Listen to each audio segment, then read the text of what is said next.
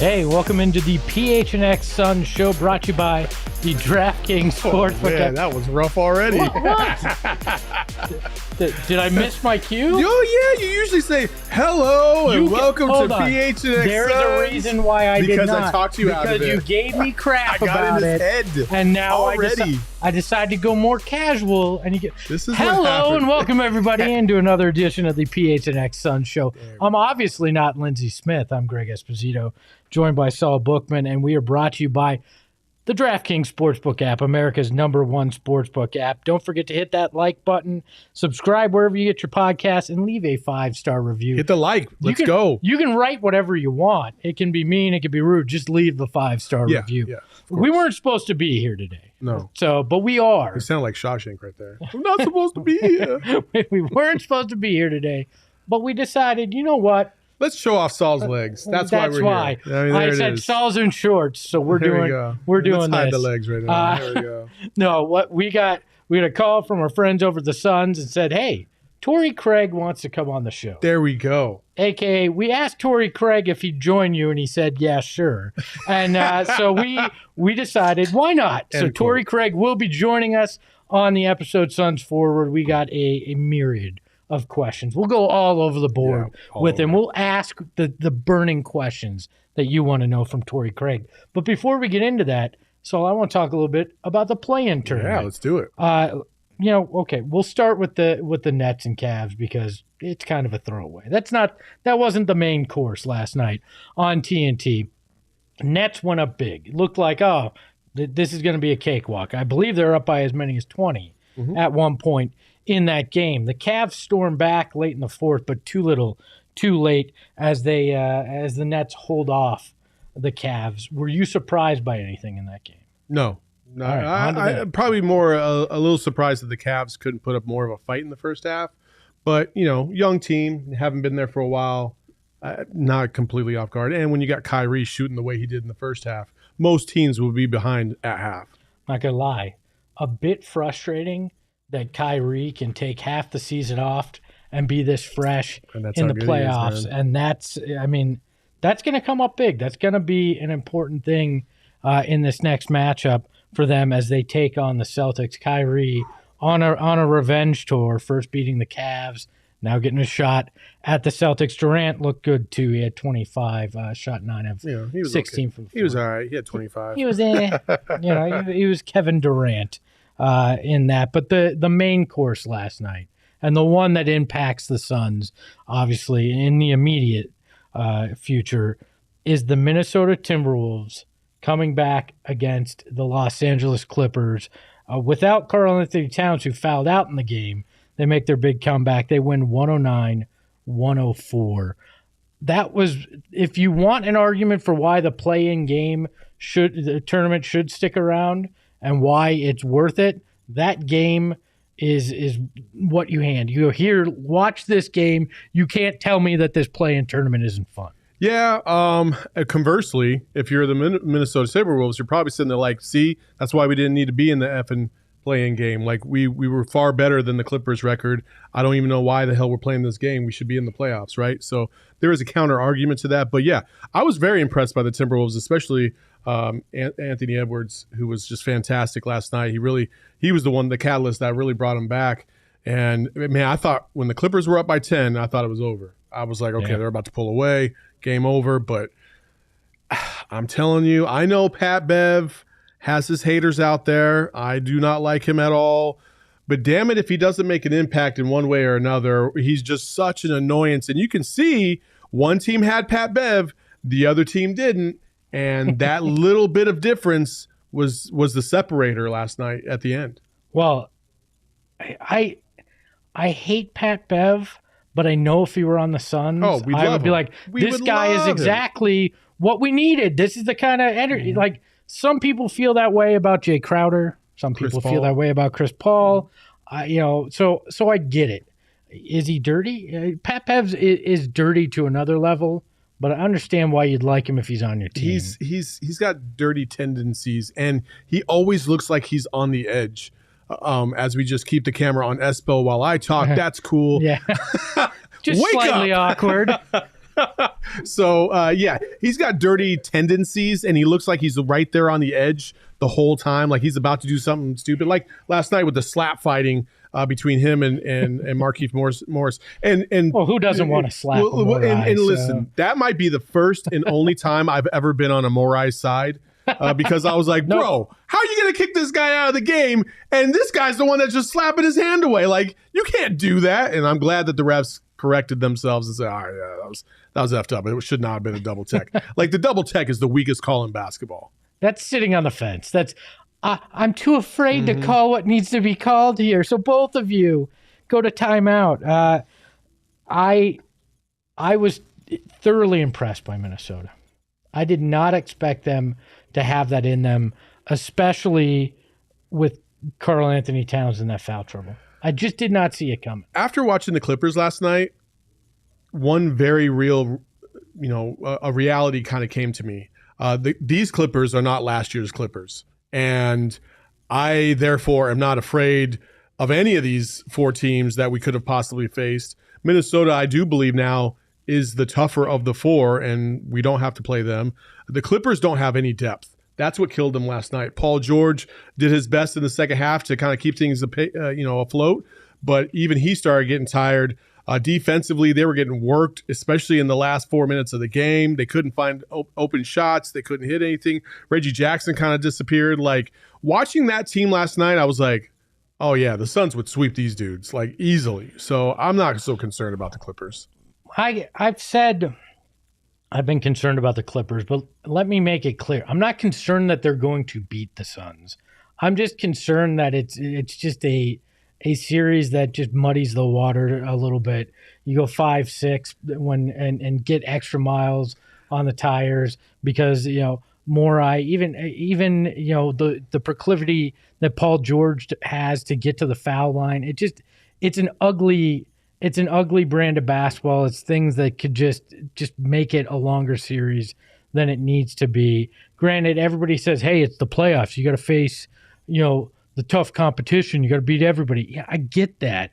But the fact that you're the 1 seed and you're the best record the franchise has ever had, you kind of wish that you got a little bit more of a patsy in the 1-8 matchup than a team with a true superstar like Paul George. And I know everybody's like, oh, Kawhi won't do it. There's still that looming there. And I just, that's concerning too. Yeah, I mean, it's the Clippers. They will forever be a second-tier franchise, so I don't care.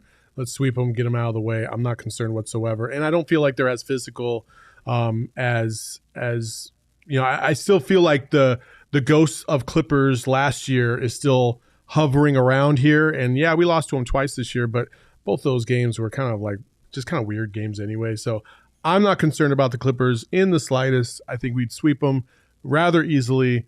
I'm more concerned about tonight's winner, probably the Pelicans in that first round, should they beat the Clippers. So before we get to that, we'll get into what's coming up tonight. But did you have any problem with how the Timberwolves celebrated after that play-in win? No.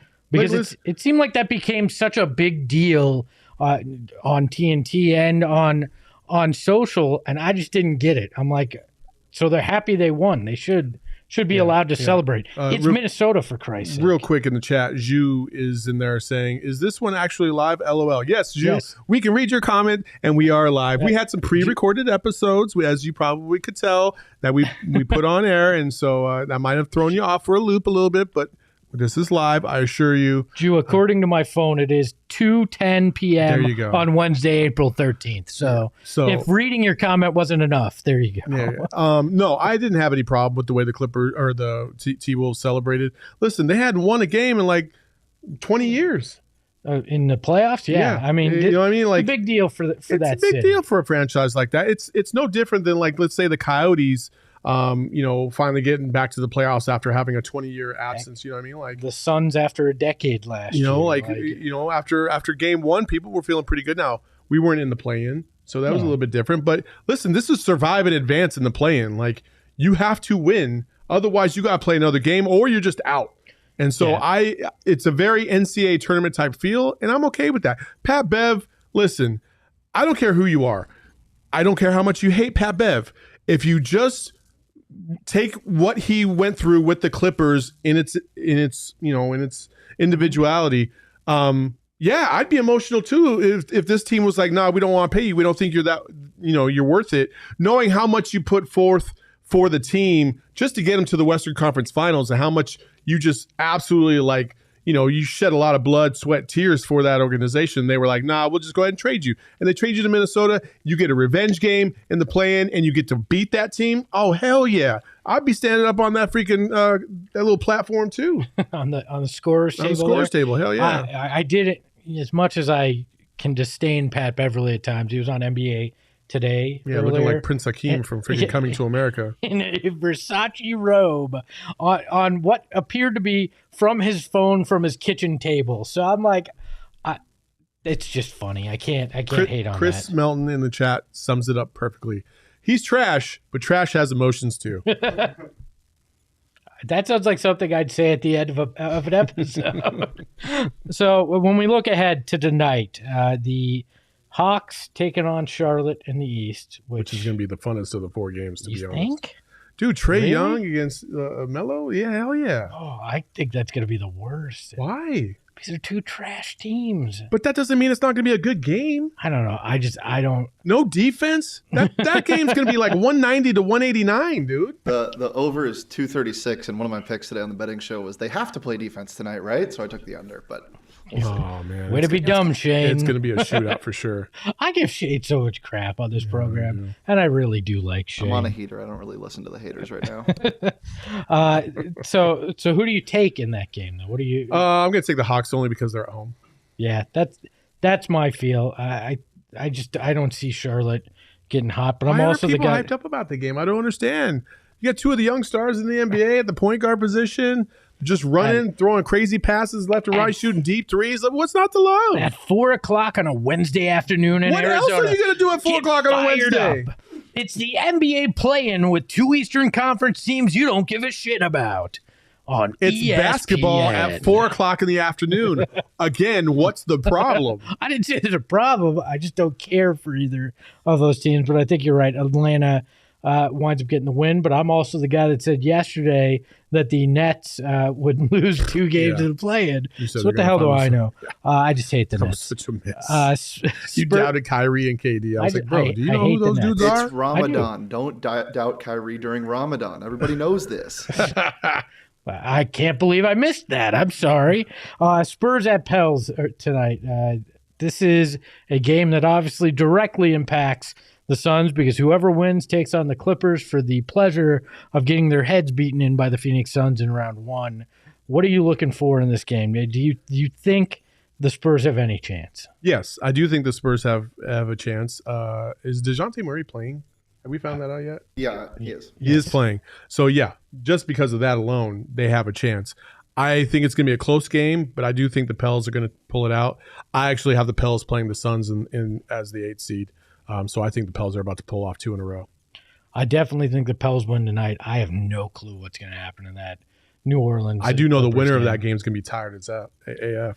Yeah, well, especially if it's the Pelicans who have to travel to LA and then they gotta make the decision. Do they pack for Phoenix right away? Do they go back and then come back for Sunday? No, they pack for Phoenix. I mean, I'd imagine so. It's too late in the night.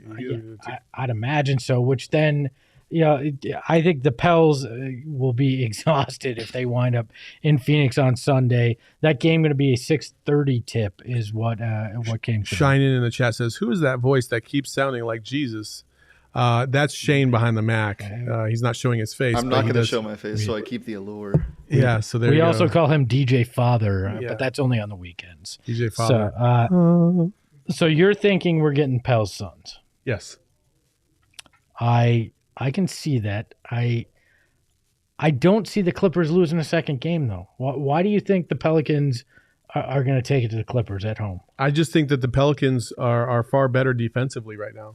I think they've played better defensively. I think they can score at a higher clip than the Timberwolves right now because they have a lot of versatility all over the court. And I love their length. Their length is the one thing that I keep going back to.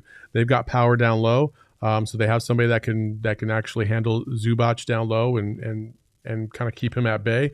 I love their perimeter players. I think CJ McCollum is is one of the better guards, obviously, in the league. Mm-hmm. I think he can score point for point with Paul George. I know that, especially considering you need the external guys to throw in. And the one thing that the Clippers don't have that the Pelicans do, they don't have Ingram. And Ingram, if he's good, Ingram is probably the best player on the court outside of Paul George. If you want to take a preview of the 3 remaining teams in the play-in and what it could look like against the Suns, you can check out our podcast feed or right here on the YouTube channel. If you're watching live, we went through all of the play-in scenarios to take on the Suns. Are we calling him DJ Sunday. Jesus now? Is that what we're doing? DJ Jesus? No. No. No. All right. DJ Father. Let's not. Okay. Shane is nobody's savior. Let's make that very clear. Let's move on. DeAndre Ayton was part of ESPN's 25 under 25. Obviously, a ranking of 25 players, the best 25 players under the age of 25 years old. DA did make the list. He was at 19. Again, I feel like we start to sound like not the boy who cried wolf, but the bitter fan base. Yes, we very much sound like that because it's always the disrespect. But it so feels like this is another slight to a guy in DeAndre Ayton who has done everything that's asked of him, who had a big playoffs, who when he's been in the lineup this year has been spectacular and really added new dimension to his offensive game. I don't understand how. Let's just look at this. It's kind of like the Dwight Howard curse, right? At times it looks like he's just out there, and then there's other times where he's downright dominant. And when you make the argument, like for instance, there's a good portion of NBA people out there that do not believe Dwight Howard is a Hall of Famer. I am one of those because I feel like he had a bunch of empty stats. DA, on the other hand, when he plays, those are not empty stats. He's not getting empty stats. He's actually contributing. You just don't like the inconsistency by which he contributes. For that reason alone, maybe I could fathom him being like in the top 15, but not top 20. There's no way he's a top 20 guy. There's no way he's anything below 15. There's just no way. He's in the top 15 of 25 under 25. That's not even a debate. Well, apparently it is because on this list, Tyler Hero's at 20, DA's at 19, Jarrett Allen's at 18. They think Desmond Bane's better than him, Miles Bridges, Evan Mobley. They've got 2 Cavs centers that they feel are better now and moving forward than DeAndre Ayton, which blows my mind. So that list. The way this broke down was it was 3 people voting. It was that's always a great cross section. Bobby Marks. I don't know what Pelton's first name is. Kevin Pelton, and then it's Mike Schmitz. So Bobby Marks voted him in at 11. Pelton didn't even have him voted in the top 25. Which is asinine. Which is completely asinine. And then Schmitz had him at 23. So you combine that all, he was at 19. I have a great deal of respect for Bobby Marks. We've talked to him before. And Schmitz knows what he's talking about when he's looking at the draft and everything and young players. I feel like this is not looking at DeAndre Ayton on a night-in, night-out basis, which I understand. They're national guys. They don't.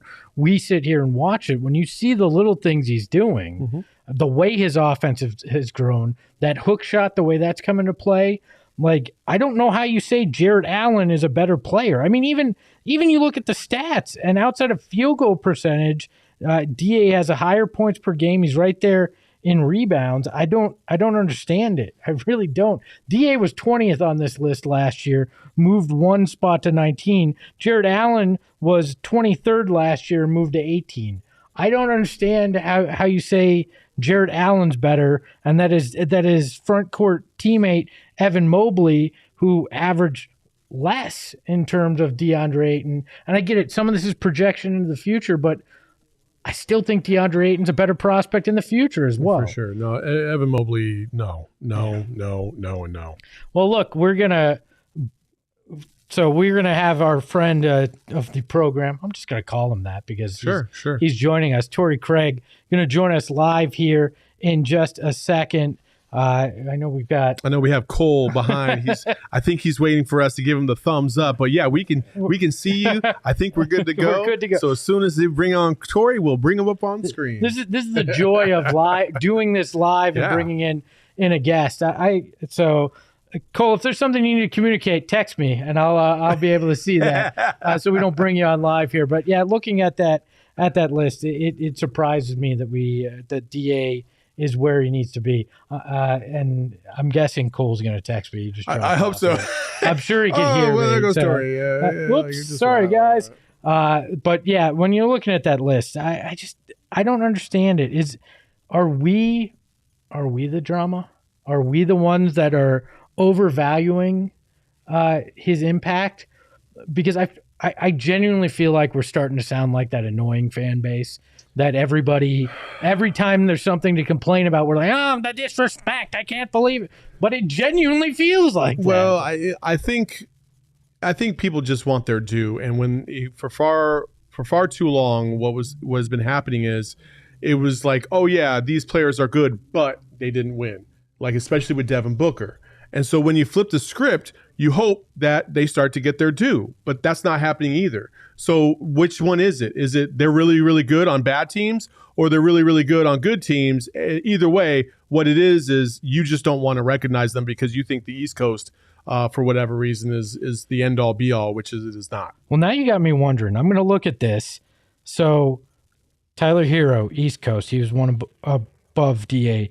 Cleveland, East Coast. Memphis, closer to the East Coast than us. Charlotte, East Coast. Cleveland, East Coast. Indiana, East Coast. Toronto, East Coast. New Orleans, closer to the East Coast than us. Minnesota, OKC, middle of the country, but it's Shea Gilgeous-Alexander. Cleveland Cavaliers with Darius Garland. Miami Heat, Bam Adebayo is at 8. Zion, who didn't play this year, is number 7 in New Orleans. Detroit. How is Zion in the top 25 at all, considering he didn't even play a single play all year? LaMelo in Charlotte, Trae Young in Atlanta. Not that I disagree with those, but to your point, Memphis and Ja Morant at 3, Jason Tatum and the Boston Celtics at 2, and then Luka, who obviously I'm not going to complain in Dallas, but there's nothing. There's like 22 of the 25 are East Coast. Beyond the Midwest, even there isn't anybody. So that could be. I tend not to buy into the East Coast bias stuff as much. So like that kind of surprised. When Tom Thibodeau wins Coach of the Year over Monty Williams, who took a team that didn't even make the playoffs all the way to the NBA Finals, that's a problem. That's an absolute problem. And there's no reason why coaches would vote for Monty, but the media somehow knows better. You know what I mean? Like it's just so asimine. And I think it's we do know better, damn it. And I think it's a lot of overthinking too. Like a lot of people, for instance, right? I sat there and when we're sitting there talking about, people were like, "Oh, that's a horrible take about Dwight Howard not being a Hall of Famer," right? Because I'm sorry, I just feel like he wasn't as the most important part of that team. He was an important part of that team, don't get me wrong. But for the duration of his career, he was not a clutch player. He wasn't a go-to guy. So to me, that's not Hall of Fame worthy. Yeah. Just in my opinion. Now, when we're talking about like the perspective of the national media versus the Suns, like I'm sure there's people out there that feel like the same way about Devin Booker. Yeah. Oh, he's not a go-to player. He didn't do this until CP3 came into the fold and blah, blah, blah. And they use that as a weapon against Monty Williams as well. And I think it's just trash. Yeah. So, Cole did let me know that Torrey will be joining us in a second. Sweet. Torrey Craig will be joining us in a minute. Cole thought this was just a recording that we were going to do, not that we were live. So that's why he hopped in. He was going to talk. He was laughing behind the screen, he had a good laugh about it. So Torrey Craig will be joining us shortly here. Look, I hate it because the respect isn't given its earned moniker. But at some point, if respect isn't given and you've done everything to earn it, respect apparently has to be taken. Right? And that's what I think this playoff run is going to be for the Suns, is them taking the respect that they deserve, making it next to impossible to ignore it by going out there and storming all the the votes have already been submitted for Coach of the Year, Defensive Player of the Year, et cetera, MVP. What's going to happen is some of these things might leak out, and people will know who won what awards. And I'm going to go on a limb here and say that this 16-game run that I hope the Suns go on, or at least a 16-win run, I think it's going to show the country exactly how dominant this team is, how great Mikal Bridges is defensively, because he's going to make some noise when guarding some of these premier players like a Steph Curry or a Klay Thompson or a Ja Morant, and you're going to see it. And you're going to see it right there in front of your eyes. And then when these awards come out, there's going to be a lot of people who are like, oh, yeah, we fucked that up because we never watched the Suns. And I didn't know the Suns weren't a fluke, even though they had the best record in the NBA all season long, even though they just came off a Western Conference championship and went to the finals and 2 games away from a championship. That's your fault. That's absolutely your fault that you're lazy. You're a lazy voter, period. And they took that personally. This is what's going to happen.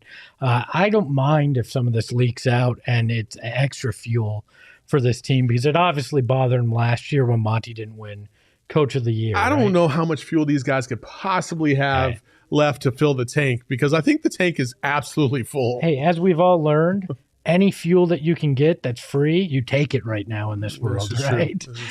So I'm interested to see that. Before Torrey joins us, I want to bring up a little bit from practice today. There is word Campaign said he's good to go for game one, which means that's everybody. I mean, outside of Dario, everybody's good to go for game one in the series. Yeah, I mean, you knew it. You knew they were being cautious with guys. You know, Cam Johnson on radio yesterday was saying he feels like he's back in his groove. So overall, I feel like this could not be a better situation for the Suns than it is right now. Regardless of who you play, you're going in fully healthy. You're going in fully rested. As much as I don't like the fact that you don't know who you're playing because of the play-in, and Chris Paul kind of at practice was like, I'm basically not the biggest fan just because you got to sit till Friday night, but they do what they do. I mean, that's just the way the Suns work. The good thing is that, and we'll probably ask Torrey this when he shows up, is like, they're probably watching these games, getting an idea of what they're going to bring to the table, what kind of sets they're going to run. Because, there's nothing to hide for these guys now. Like they gotta throw it all out there and try to win these games. So it's, they're not trying to hide any sets or anything like that. So unlike the Suns down the stretch where they were basically running vanilla offense, just trying to get through the games and try to win, but that wasn't like really the main point for them. Yeah, I'm interested in seeing how, and maybe we can ask Torrey this too, but just how they handle this though. Like, I know there's multiple coaches, but looking at this, but are they watching film across the board? For sure. We are excited to have Suns forward Torrey Craig joining us on the program. Torrey, you got Saul, you got Espo. How are you today, man? I'm good, man. How are you guys? Doing great. Really appreciate you joining us. Look, let's just start here. The Suns has had a historically great season. You got to rejoin this team at the trade deadline. How much fun was the second half of the season, and how good is this team really? Oh man, it was very fun, man. We played with a edge, a passion, and all of us want the same thing. I think getting so close last year, we knew what it'd take to get there, but now we know what it takes to win it. So I think that's the most important thing coming back to this year. We just been enjoying the ride, man. Just playing together, being together on the road. Love playing on road games, and I think that's one thing that's special about this team, that we can win in any environment, any place. So, like I said, we've been there last year. Now we're just trying to come back and learn from what we did last year, the mistakes we made last year, and try to pull it through this year. Torrey, I got to keep it real with you. Like, I need you to keep it real with me. When you guys when you were at Indiana and you guys played the Suns earlier in the year, After the game was over, where dude's like, hey, be ready. Be ready.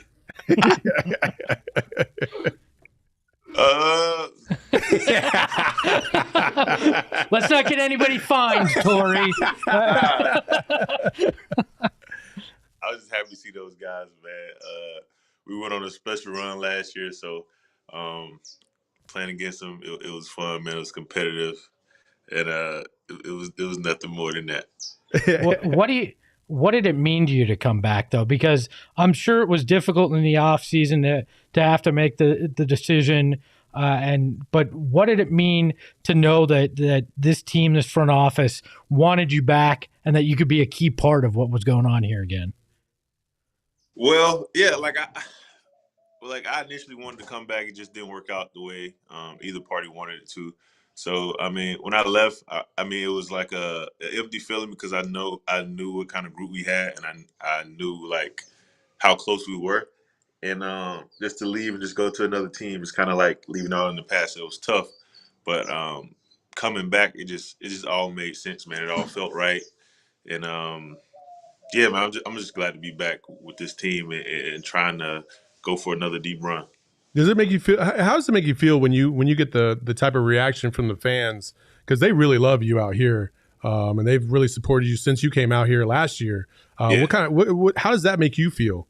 Oh man, it's a blessing, man. It's a great feeling. Even when I left, like I was getting so many messages, man, on social media about, hey, we miss you. We hope you come back. We want you to come back, and like constantly every day, every single day. And then once I actually came back, my phone was just blowing up with love from the fans and people that are Suns fans. Not even living in Phoenix, it was a great experience, man. I just love the support and I love these fans here.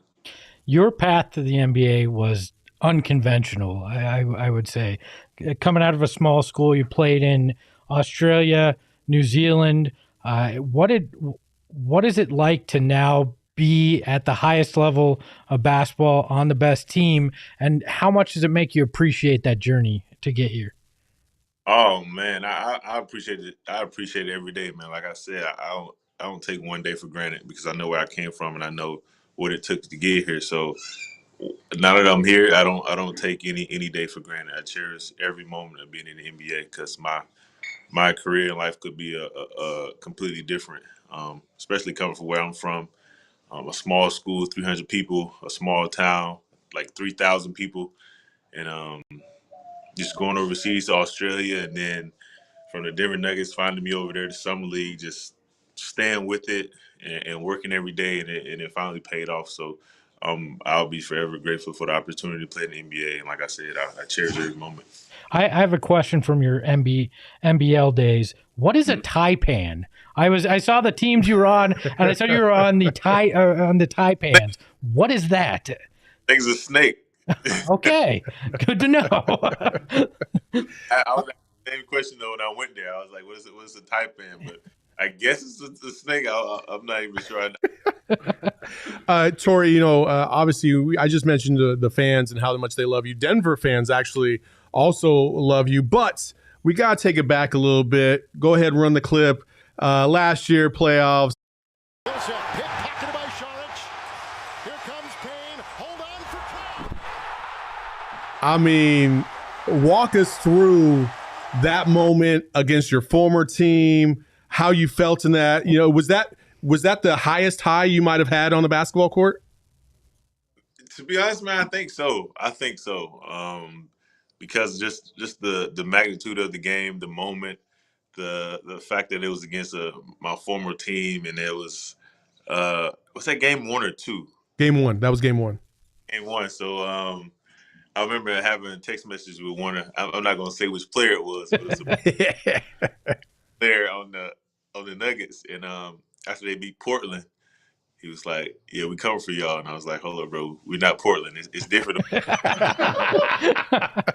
So just to have that moment in a game and just see how they react, and it just plays like that sucks the life out of teams, man. And then it gets us going. So yeah, man, that was a huge moment. So it probably was my highest moment on the court. When you were with Denver, especially 2017. I think that was your first year with the Nuggets.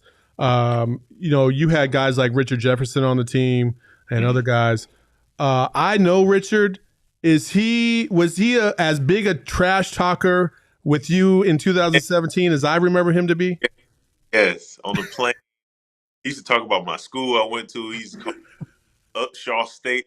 He used to talk trash to everybody, man. Richard, he loves to talk. He can do that. He gets a lot, but it was great playing with him, man, because he's been on good teams and championship teams, so it was great to learn from him and pick his brain and things like that. And Isaiah Thomas as well. He was on that squad as well. I got to play with him with Denver. So, man, playing with guys like that who've done a lot in the league it can only help you. On plays like that alley-oop that we just watched, do you guys notice the crowd? Because there's a very famous clip that comes out of that, the kids celebrating that the TV cuts to. But do you notice those kind of things on the Jumbotron and in the stands, or are you guys just so locked in that you just kind of feel the energy? Yeah, a little bit of both. You try to stay locked in. I remember last year when the kid took his shirt off. Yeah. It was during the timeout, and coach was in the huddle talking about something, but once that happened and the crowd went crazy, I just it was like hard to hear coach, and it's just, man, it's just crazy moment. You're just trying to soak it all in, but so yeah and no. You try to stay locked in and focused, but sometimes moments just take over the whole arena, and you have to be a part of it. So that's kind of what that was. Going forward to this season, you had one of the few perfect games in NBA history, 21 points. I believe you were 8 for 8 from the field, 3 for 3 from the three-point line, 2 for 2 from the free throw line, and you had 14 rebounds. Did you realize you were perfect from the field until after the game?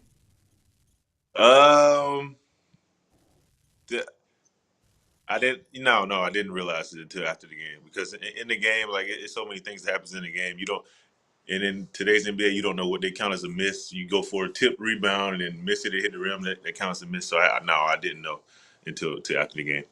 So in your time overseas, you won an MVP, you won a Best Defensive Player award. You looking at Devin Booker, looking at Mikal Bridges, do these guys deserve to be MVP and Defensive Player in the Year in your mind, knowing what it takes to get there in the league? Yeah, 100%, man. It's hard to see why not. Like, Mikal guards the best player every night, guard multiple positions, impact the floor definitely on the defensive end, and he's on the best team in the NBA. And with Booker, what he does for us, scoring, playmaking, clutch, crunch time moments, with CP, with other guys out, he's still carrying that load for us, and we're still winning, and the best team in the world. So I don't see why not. He's not a front runner MVP in Mikal for Defensive Player of the Year. Do you have any more serious questions for Torrey? Torrey, are you ready to have a little fun? We got a game prepared for you. Before we get to the game, I have one more question before. So our ASU guys like to play this game, drip or no drip, real quick. I love the hat, first of all. I think that's a nice little piece you got there. But on the team, who has the most drip? Who has the most drip on the team?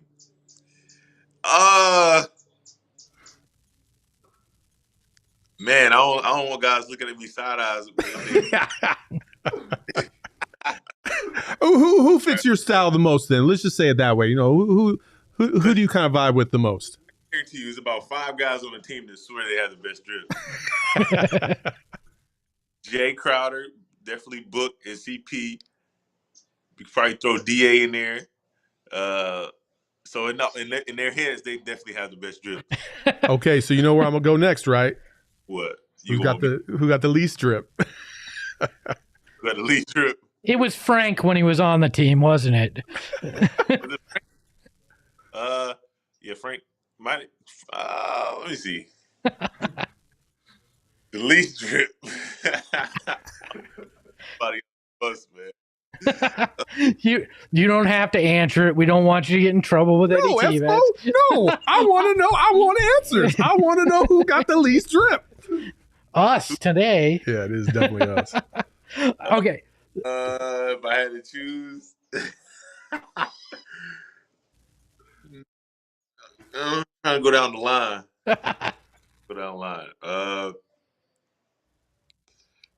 Nah, I'm not gonna throw anybody out. Okay. It's Jay Gaspar. My buddy Jay Gaspar has the least drip, right? We're the best team in the league, and we got the best. There you go. There you go. Good answer. Good Torrey, answer. we do have a game we want you to play. It's called, let's throw the graphic up there, Shane. It's called Craigslist, all right? The premise is simple here. I'm going to give you a topic. You're going to buy or sell it, all right? Just that simple. So, Torrey, the first one, Indiana Winters, buy or sell? Sell. Being a dad. Buy. All right. Are insects being animals? Are insects animals? Buy or sell? Sell. Thank you. Yes, we had a heated debate about whether insects were animals, and in the dictionary it says that insects are animals. But our producer Shane is full of shit, and I don't believe that. It says they're I think animals they're in the insects. dictionary. Insects are just insects, It says man. they're animals in the dictionary. No. I should ask my son that. I wonder what he would say. This is what we get fired up about on the show, Torrey. Celebrating after an NBA play-in game win. Buy or sell?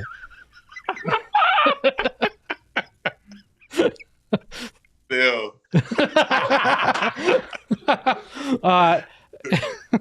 Sorry. Are you a PlayStation? Do you buy or sell PlayStation or Xbox? I'll give you an option on that one. Really, probably sell. It used to be sell PlayStation, but now I probably buy PlayStation, sell Xbox. All right, and then one last one: a Monty Williams inspirational quote: "Buy or sell." Buy. That's what I thought. Smart man. We do have one final one we want to ask you here before we let you get out of here. Look, a lot of talk over the summer in terms of there was talk that you were going to get offered a ring from Milwaukee because you had played there. We've debated in here whether we would take a ring or not in that situation. But did you get offered it, and did you actually take a ring from the Bucks? All right. So I was qualified to get a ring for the Bucks, being that I played with them enough games to win it. But I didn't follow through with it because they beat us in the finals. There you go. I love that. Love that answer. You could have always pawned it off, right? Like, hey, I would have been traded to a different team and they won the finals. It probably would have been different. But the fact that they beat us in the finals, it's like I don't even care enough because we lost. They beat us. Hey, Torrey, that's why you are an absolute fan favorite, and people just absolutely love you. We appreciate you joining us on our show, and I hope you had a good time. Thank you so much. I appreciate you guys, man. Thank you. Best of luck in the playoffs, Torrey. That is Torrey Craig, Suns forward, having a little fun with us today. A pleasure. I thoroughly enjoyed that. We've had a bunch of guys. That was awesome. Torrey was dope as hell. Torrey was chill with that. I love that a lot. I was going to say, are you happy that you're not going to see Indiana in this year's finals, so you don't have to go through that again? But I refrained from it. I didn't know that he was going to actually answer the Bucks championship ring question, because I looked all over the internet because it was such a big deal over the summer, and nobody had an answer from him whether he did or not. Now we know he did not accept that because they beat him. I mean, that was pretty dope. Like, and he gave a thorough answer as to why, like, and how he felt, and like, I respect it. I mean, I absolutely respect it. We all debated, would you take it? Would you not take it? I said, yeah, hell yeah, you take it. You know what I mean? Like, but Torrey, he's more of a stand-up dude than I am, and he was like, nah, man, they beat us. If it was any other team, he'd have taken it, but since they beat us, nah. Do you know what the cost of gold and diamonds is right now? Melt that shit down. Yo, sell that shit for gas right now, son.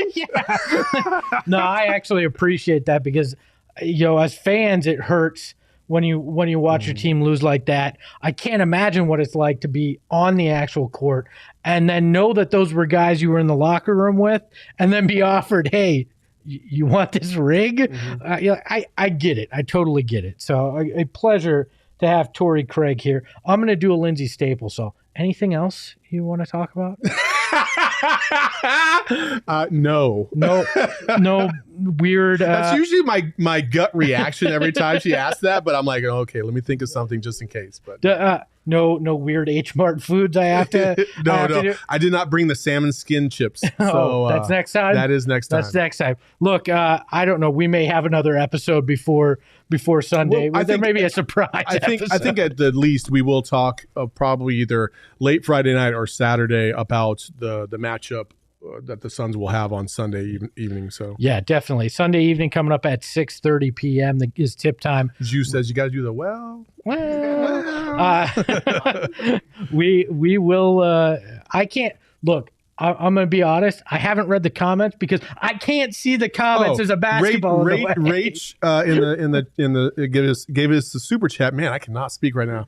Rach with the super chat. This was such a fun episode, and also wanted to say thank you for all the extra videos you have been doing this week. Thank you, Rach. We appreciate you appreciating us.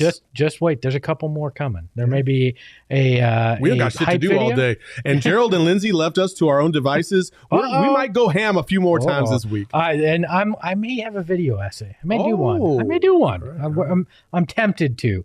So we'll have other things coming up. But 6:30 tip time on Sunday against whoever the hell wins this play-in. I think it's on 5:30. the West. I thought it was 9 Eastern, so 6 o'clock. So we will be live at 5:30. This whole having to do the math thing. Just tell me what time it's at in Arizona. 5:30 Sunday, folks. Okay, 30 minutes before the game, we will be here live in studio. Gerald will be down at the Footprint Center. We may have some guests. We're working on surprised analysts. Surprise guest analysts, not surprised analysts. Because when they're here, we hope they're not surprised. They're just going to pop in and go, I'm here. They took the duffel bag off my head. How did I wind up here? No, we may have some surprise analysts throughout the playoffs. We'll also be doing some live watch parties for road games down at the Ainsworth across from the arena. So we will have you covered for everything Suns playoff run. Let's buckle in. It's going to be fun. So for our guest, Torrey Craig, for, I guess, at Gerald Bourguet, you can follow him at Gerald Bourguet on Twitter. Yeah, I guess. For Lindsay Smith, at Lindsay Smith AZ. For Saul Bookman, Saul_Bookman. The underscore is there because he got Torrey Craig to laugh, and you got to store that shit somewhere. Hell yeah. And I'm at Espo. And remember, if you get offered a championship ring from a strange team, always turn it down. Ahoy, hoy. Hey yo, my lifestyle is retro. Tell the Phoenix Metro. Megas in control and he ain't never gonna let go. PHNX though, Lindsay, Gerald, Espo. Saul pass the ball, we here to turn up the tempo. Got to understand me, I'll always rep the family. Rally in the valley like Dan G.